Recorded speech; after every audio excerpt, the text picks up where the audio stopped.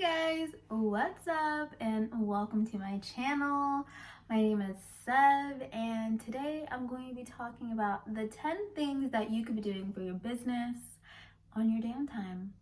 When you have nothing else to do, when you think you've just done everything you could do for your business, there's always something else you could be doing. So, number one, network. So you can network in several different ways. You can do it the old-fashioned way and go out and just talk to different people, or you can literally do it from your couch. And you could do this by joining different Facebook groups that may be related to your niche market. You can join different business associations. And I also suggest going to different conferences and just mingling with like-minded individuals, because literally your network is your net worth. The more people you know, the better. It's not that, they're gonna actually invest in your company, which, it's possible, they might. But the more people you know, that's more people that you have that can market your business for you. That's more customers for you. So just keep that in mind. Your network is your net worth, and that is something that I truly live by. Next, I would suggest do some reading. Knowledge is power, people. The more you know, the better. You can never have too much knowledge. To read, you don't always have to spend money to do it. You don't always have to go buy new books. Unless you're like me, you just love to have a library at home, but you don't always have to. You can simply just go to the library. And a lot of libraries now offer apps where you can rent audiobooks and ebooks straight from there. Another cool way to save money on purchasing books is by buying used ones. You don't always have to get new books, guys. The words don't change, trust me. So my favorite site to buy thrift books is literally thriftbooks.com. And they have so many amazing offers on there. I've literally bought probably 10 books for under $40. It's insane, guys. There's books on there for a couple of cents to $3. The most I've seen a book on there, probably like 20 something dollars. Still, it's such an amazing site. You need to go check it out if you want to get books. Another thing you can do on your downtime is update your headshots.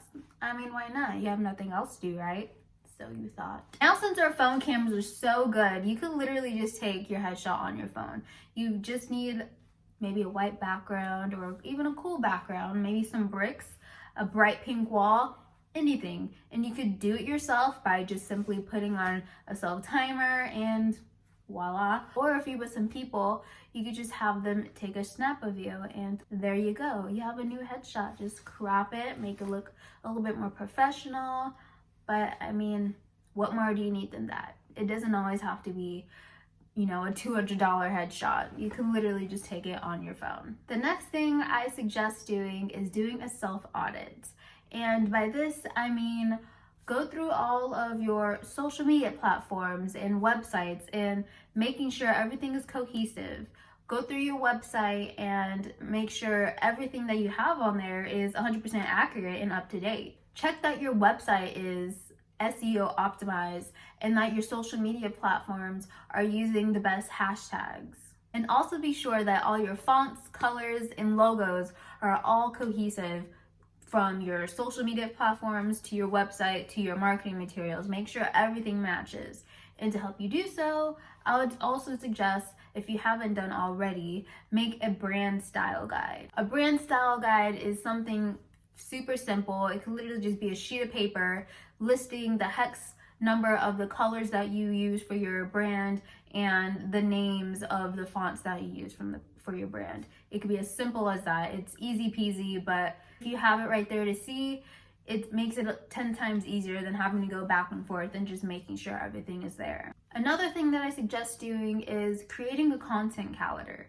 There are several apps out there right now that make this super easy for you to do. You just go into the app, put in the content you want, and schedule it. Boom, and that's it. It's so simple. Don't you just love technology? To help with the content creating side of this, I suggest taking about an hour to 2 hours once a week to really delve into the content that you're putting out. Maybe one week you focus more on text type photos, and maybe another week you spend an hour or 2 hours actually taking product photos. However you want to do it, just make sure everything looks cohesive and goes well together. If you ever need help figuring out what type of content you should be making, trust me, it happens. I'm constantly running out of things that I should be making for content. So if this happens to you, here's a couple of suggestions. You could take a poll, you could post a throwback pic, you could answer some FAQs, you could share some statistics, or you can even share a blog post from your website. Another thing you could be doing on your downtime is hosting a contest. So why not use this time to market to your customers in a different way to help you gain exposure? You can host a contest in several different ways. You could do this by having customers post a picture and tagging you. You can have people guess a number, and whoever gets the number first wins. However you want to do it, it's a great way to gain exposure and for you to engage with your customers.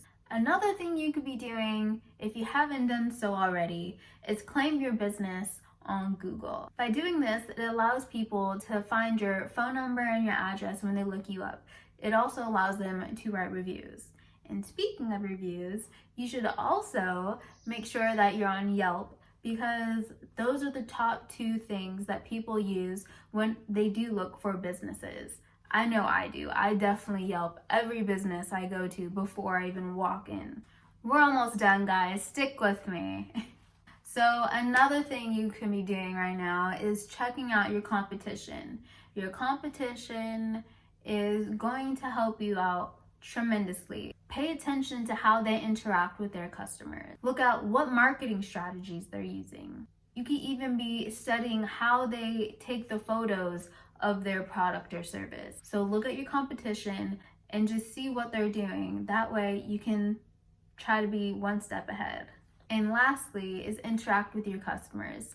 I saved this for last because I think it is the most important thing that you can be doing during your downtime. And you honestly should be doing this even when you're extremely busy, because your customers are everything. Without your customers, you're nothing, right? So with all of this technology, it's made it extremely easy for everybody to interact with everyone. So one of the easiest ways to interact with your customers is by doing it on social media. Simply go to your social media and reply to comments that you may have missed or never replied to. Post posts that are interactive to where people can reply to and that you can engage in conversations with. If you're thinking of putting out a new product or service, simply post it on your social media pages to see what your customers think. It might help you not fail. For instance, if you make soda and you're thinking about coming out with water, post it on your social media and do a poll and see what your customers think. It might save you millions of dollars. People might not want you to make water. They just want the soda. You should also be asking your customers what they want to see in the future. Do they want new products from you? Do they want you to change up what you're doing? What do they want? They are the ones making you the money, so they're the ones that you really need to be listening to. During this time, just really get to know your customers and learn what they like and what they don't like. And I got a bonus for you guys. So what I love doing is designing promotional merchandise. So you don't always have to sell this merchandise. You could simply give it away when people buy a certain amount of things. You could give it away when people spend a certain amount of money. It doesn't matter. It's promotion, right? So maybe try designing a really cool t-shirt design, not just a basic name on a shirt, but something that people will really wear and love. The merchandise could be anywhere from, how I said, t-shirts to mugs to even a really cool cap. But just try to get as creative as you can, because the more creative and, I guess, cool it is, the more people are likely to actually use it. So those are my 10 tips on what you can be doing on your downtime for your business. I hope this was helpful.